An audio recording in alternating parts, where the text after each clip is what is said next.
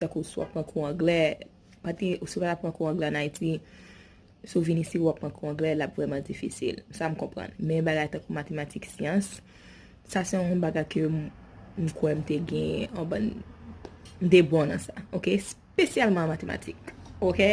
Je lèv devine nan 7e ane, profesor mte yon mwen apil. Mde yon mwen apil tou.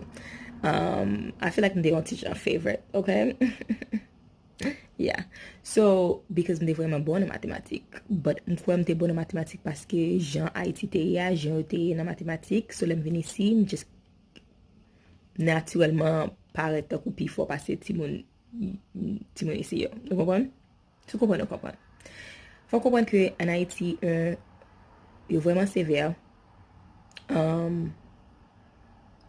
Tout moun konen la geografi, because you fais étudier en pile. I feel like en Haiti, nous étudier like